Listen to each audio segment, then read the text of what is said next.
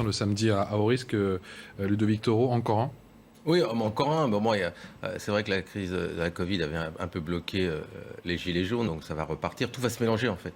Tout va se mélanger, mais rien que nous, on sait très bien. Le problème des manifestations avant, c'est que les gens organisaient leur système pour contrôler ces manifestations. Et après, il y avait la police. Il n'y a plus cette barrière si vous voulez, surveillance de la manifestation. Donc c'est vrai qu'il ne reste plus que les forces de police. Et elles seront, à mon avis, toutes les semaines en place. En plus, va arriver les élections, donc ça va peut-être être manipulé. Mais il y a quand même des demandes. Il n'y a pas que des casseurs. Les casseurs vont venir comme toujours pour casser. Et il y a ceux qui expriment quelque chose.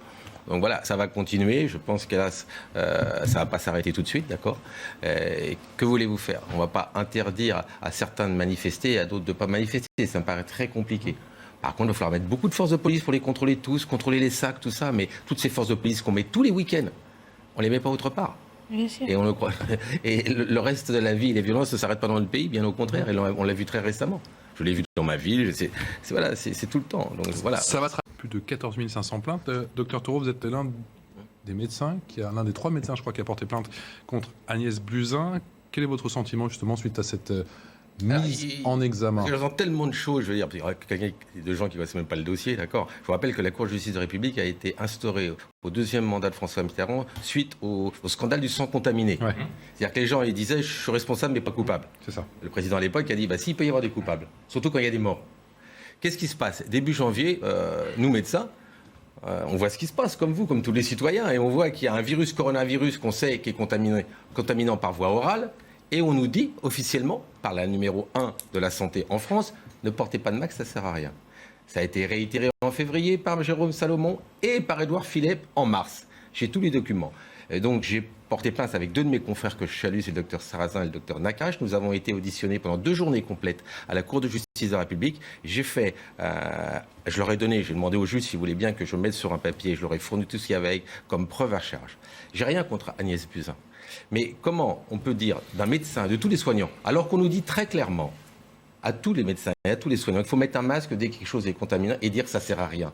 Je suis désolé, au même moment, sur le site du ministère de la Santé, était indiqué au même moment que pour se protéger d'une pandémie, il fallait mettre un masque. Et là, on entend quelqu'un qui est ministre de la Santé et qui nous dit « faut pas mettre de masque ». Je suis désolé, la vérité, on le sait tous ici, c'est qu'il n'y avait pas assez de masques. Après, il y a les culpabilités. Ce que je reproche, c'est que tout simplement pas l'avoir dit, on n'a pas assez de masques. Mais pas dire que le masque ne sert à rien. Médicalement, c'est insupportable. Et qu'est-ce qui s'est passé par la suite? Eh bien, on verra à la suite. C'est vrai que c'est très dur pour Mme Buzyn, parce que derrière, il y a l'administration. Mme Buzyn, elle disait ce qu'on lui disait, d'accord? Donc on lui a dit ça. La pauvre, elle est numéro 1. On sent bien que c'est très fragile pour elle.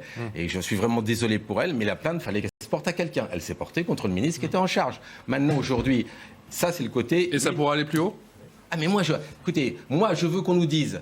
Olivier Véran, je veux qu'une chose. Édouard Philippe. Je vais vous dire une chose. Je veux qu'on nous dise à tous les soignants, à tous les moyens et aux citoyens qu'un masque, ça protège d'une pandémie. Parce que sinon, ce que dit le ministre de la Santé aujourd'hui est en contradiction avec le ministre de la Santé d'avant, qui se voient tous les deux et qui m'expliquent comment. Ça, c'est le côté médical. Et c'est important pour les médecins, les soignants. Certains sont morts faute de masque. À la limite, on aurait dit il n'y a pas de masque. Mais nous dire que ça ne sert à rien, c'est nous prendre pour les imbéciles. Ça, c'est la première chose. Deuxième chose, vous l'avez dit dans votre reportage, quelque chose qui ne colle pas trop.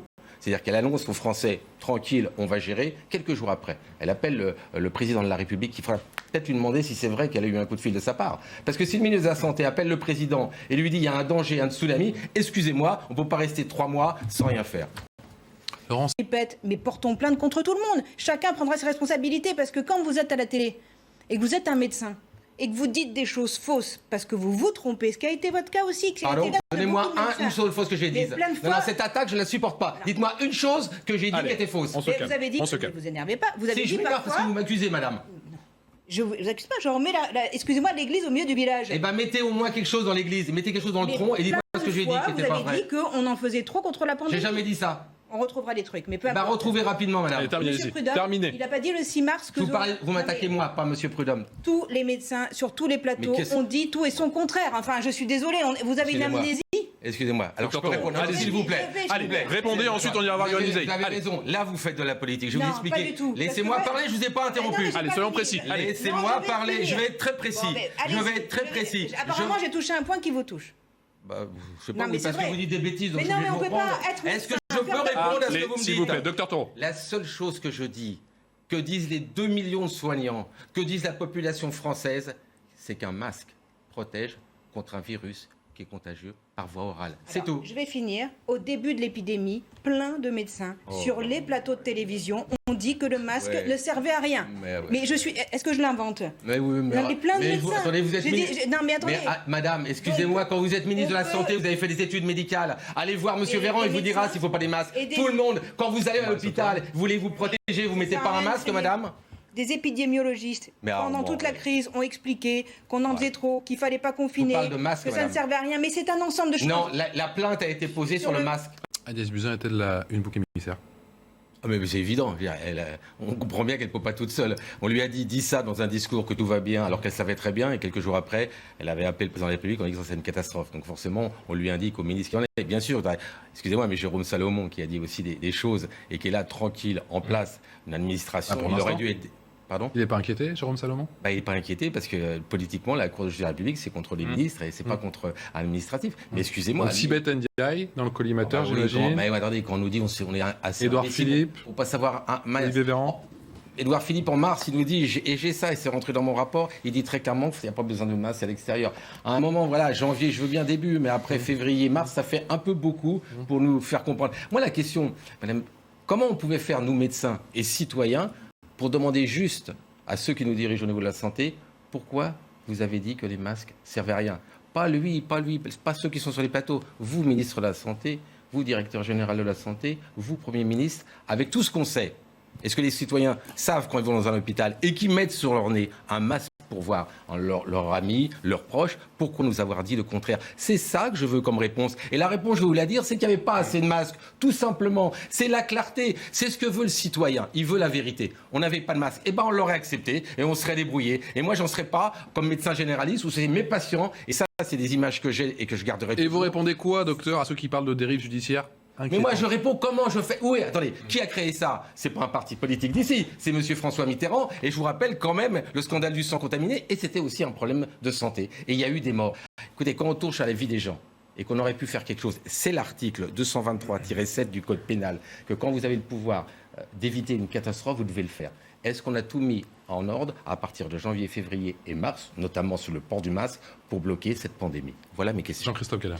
Rapidement, docteur Taureau. Oui, non, mais attendez, je peux entendre tout, mais c'est pas possible. Moi, je vous parle pas d'élections. Quand est arrivé le Covid, on s'en avait rien à foutre des élections présidentielles. Il y a des auditions qui ont commencé il y a 1 an maintenant. J'ai été auditionné 2 journées pendant 1 an. J'ai posé la question aux 3 juges. J'aurais posé la question, à votre avis, comment ça va se passer? En effet, ils m'ont annoncé à peu près 1 an. Ils ont pas fait. C'est normal. Attendez, 1 an, c'est quand même beaucoup. 1 an d'audition. À un moment, il faut bien statuer. Qu'il y ait une élection présidentielle ou pas, j'en ai rien à faire. Les plaintes qui ont été posées, elles sont claires. Il y a aussi des associations de soignants. D'ailleurs, j'en salue aujourd'hui Silence sous ma blouse qui fête son anniversaire, qui m'a demandé de le faire. Il y a plein d'associations de soignants qui font pas de politique, d'accord, qui ont essayé et des gens qui ont perdu des personnes au moment où on leur disait que les masques servaient à rien. Qu'il y ait des élections. Il y en a toujours des élections. Donc vous vous engagerez pas dans l'élection présidentielle? Non, mais parce que. Alors, je vous annonce officiellement que je ne serai pas candidat aux élections présidentielles. Vous ne vous engagerez pas derrière un candidat. Mais vous vous engagez déjà, madame. Attendez. Mais attendez, je refaire ce que je veux. Mais ne mélangez pas.